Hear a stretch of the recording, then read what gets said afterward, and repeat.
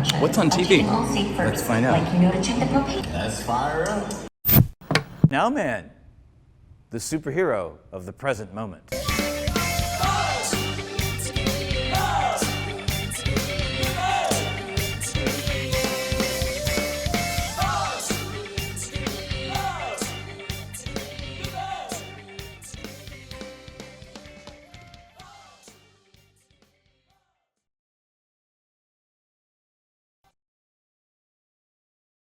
It's always in the now and always in the moment. That's how I try to live my life, if not 100% of the time, at least 90% of the time. Just Keep it up, and same here.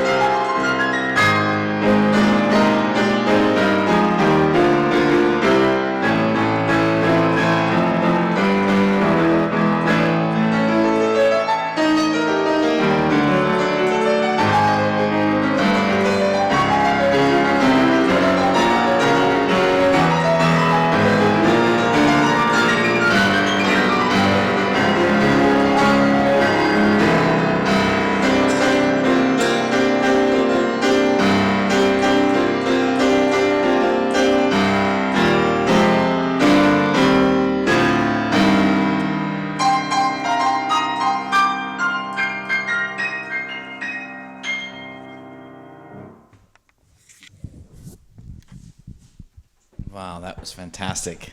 Didn't know where that one was going to go, but Yeah. I found some space. Yeah, I enjoyed it. Especially towards the end, I kind of started to find it.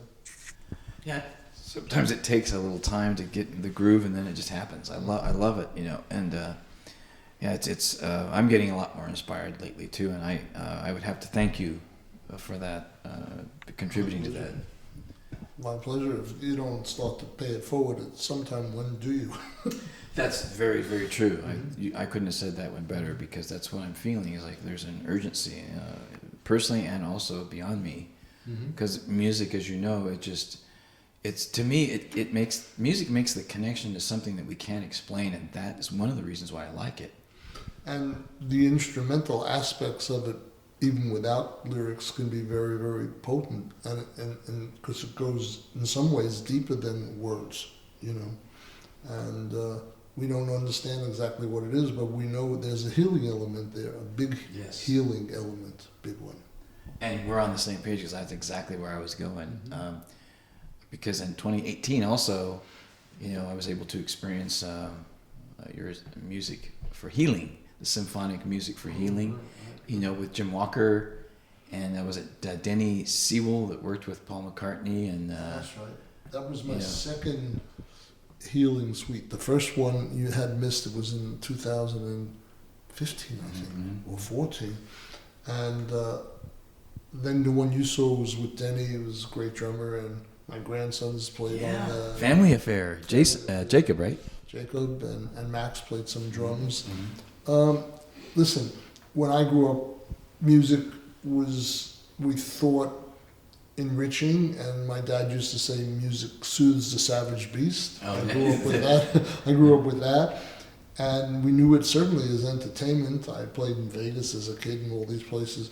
But as you get older and you really see how potent it is, especially if that's your intention. And it doesn't just have to be healing suites like I wrote, that the first one was written for older folks and people with Parkinson's and what have you.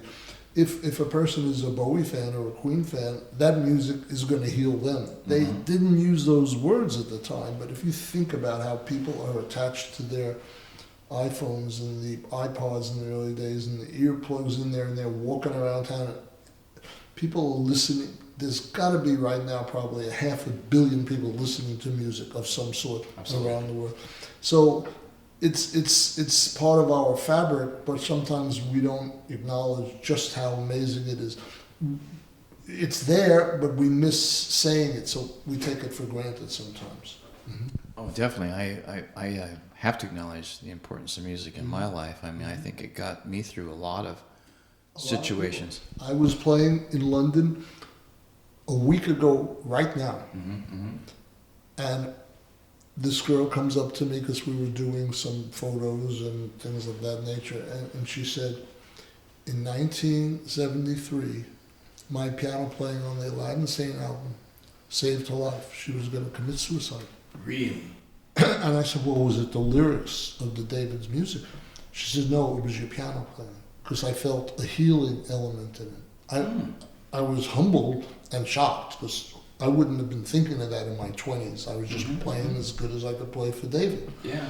But the music has layers and wavelengths that pass, and this is what she experienced. Consequently, there was a lot of domestic violence in the family, and that's why the music saved her. And then her mother committed suicide, and she went back to the music that saved her again. Wow. This is just a fan that showed up at the show, but obviously more than a fan. And then you start to realize this is serious matter. It's no joke. Yes. It's no joke. So it's very humbling, So my job is just to keep creating, keep practicing, keep performing, composing. Some of it is just as simple as exercising so you can keep your strength, exercising your fingers, playing scales, all that kind of stuff. And that's where my commitment is. Exactly. And wow, it's like that's a lot of what I do some days. If the writing isn't happening, I just play the scales, I play the warm-up exercises so I can say my fingers are warmed up, or do vocal exercises, my vocal cords are warmed up. I mean, there's always something. If there's no creativity coming through, exactly, you always can work on technique, and that's a good time to do it. I'll never put the technique above the creation of the music, so if I'm doing scales and all of a sudden a piece comes to me, I'll stop and start recording the piece. But if it doesn't come, I can do it for hours. And I used to practice scales 2 hours before I played a note of music for at least 15 years. Wow. 2 hours with a metronome. Wow. I used to have a metronome. I don't know what happened to it. Well, you can get it on. There's many apps that have it now. You just put it on your phone. That's true. That's very true. That's where I use it now. Yeah. Yeah, that in 2019, let's catch up to where we are now, where we're headed to in 2020. 2019, the show I saw at the Orpheum. The Orpheum show. That was the Orpheum show. The Orpheum show. Yeah. It was a nice one, right? It was a nice, very nice show. Corey is what he really impressed me. Did you like the way he did Young Americans? Yes, I did, and It's very, very good. Big talent. And to see someone who comes from a whole other world embracing this music, I love it. I love it. He sang Young Americans great. He did Man Who Sold the World on different gigs and Suffragette City, and he just he loves the music. I'm glad he's going to be with me this year. He'll be with me in Europe and Israel and in America. Fantastic. He's a phenomenal singer. I remember the first time I think I saw him on Saturday Night Live with the band. With the band. Yeah. You know, the band, the whole Living Colour sat in with me the first year after David passed in New York City, one show. So we're in the middle of this Bowie thing, and the whole band comes up. So could you imagine changing over while there's no break or intermission? The drummer's setting up and the bass player and Corey and I said, what do you guys want to do? So all my musicians went off the stage. They said, well, I want to do I'm Afraid of Americans. Oh, really? So I said, well, I want to play with you because the drummer and I have a big connection because we both like John Coltrane, and Elvin Jones, who's the drummer with Coltrane. So he kind of comes from that world. So I was playing this real raucous stuff, which wasn't on the original album, but I've done live since. And their band, while it was not like the Bowie version, because they were a total different group, they captured something really strong. Did that get recorded? No, but maybe it's on some YouTube with someone's phone, probably a horrible recording. But these days, almost anything you could see that someone has done live. But it was fantastic.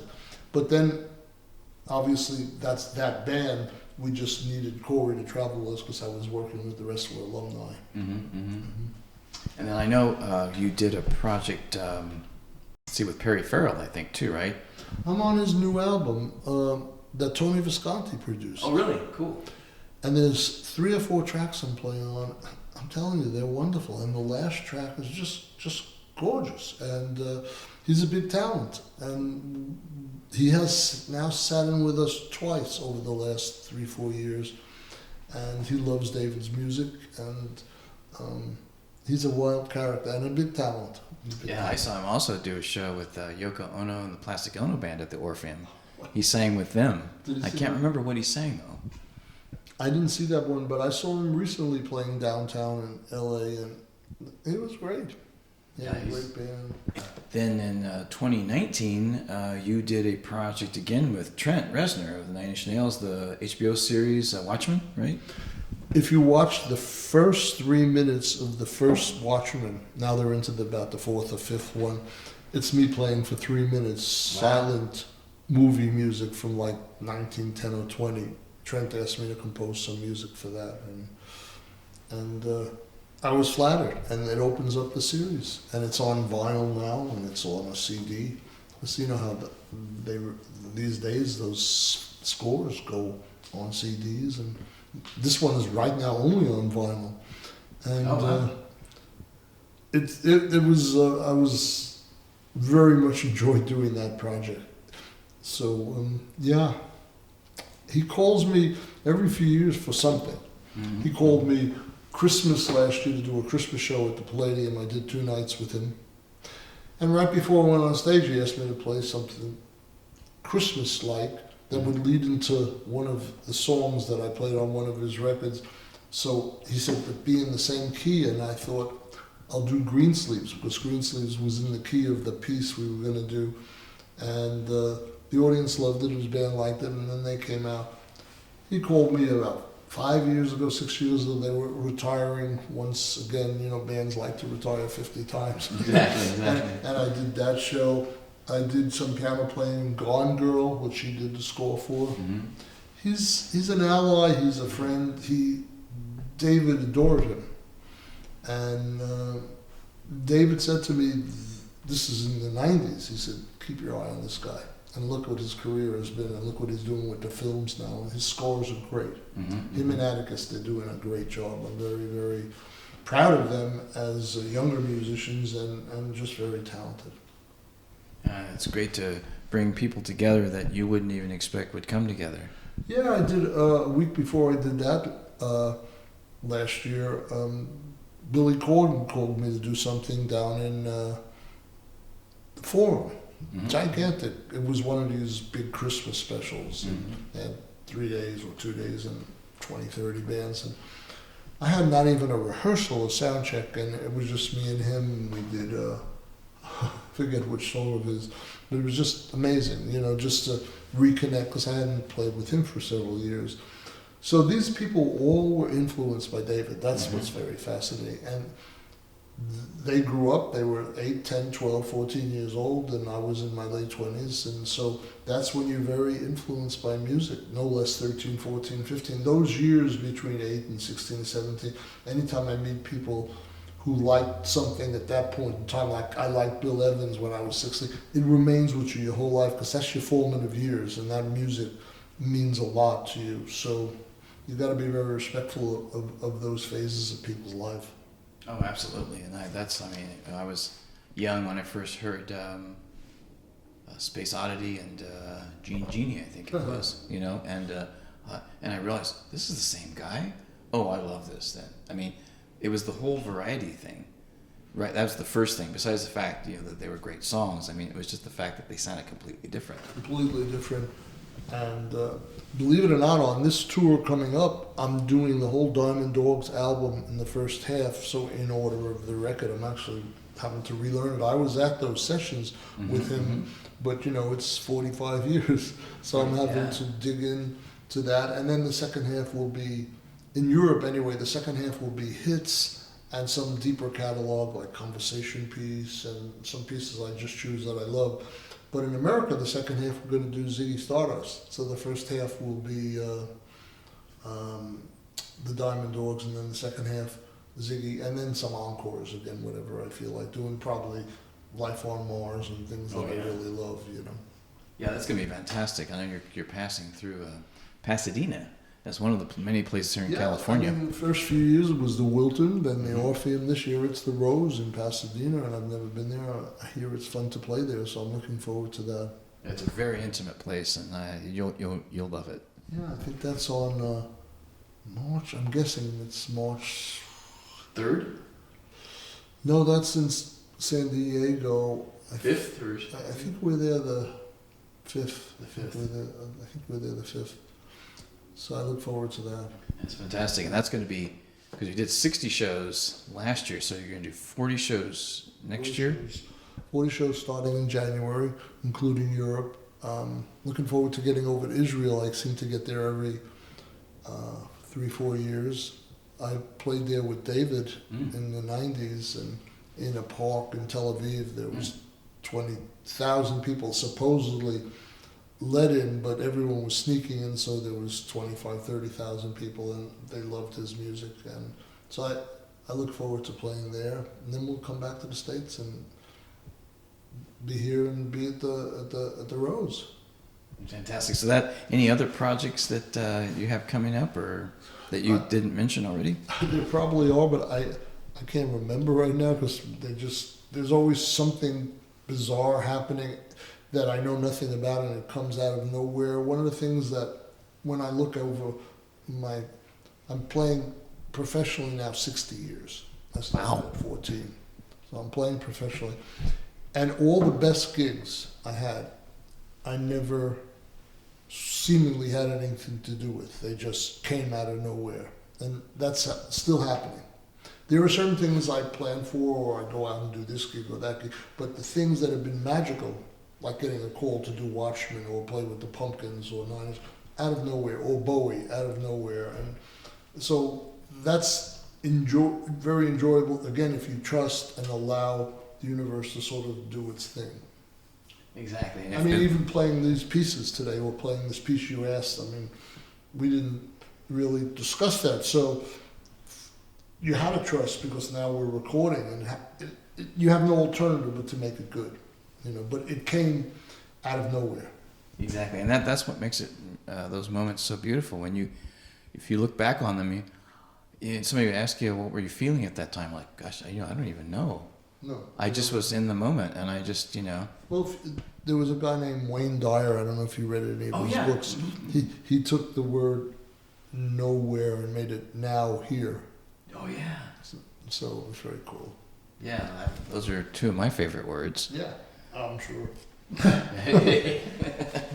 Yeah, and now we're here. It's amazing. You seem to have a better tracking of my life than me, which is a good thing. So if I lose my mind, I can always call you. Absolutely, and always, feel free to reach out. Thank you so much, Mike, and thank you for taking the time out of your day today. And it's always a pleasure speaking with you and being on the Nowman Show. Anything else you'd like to say in closing? Grateful to be able to play the piano. Yeah. Very grateful. That's fantastic. Thank you so much, Mike. And thank you for watching the Nowman Show. This is Niswander. Stay always in the present moment now.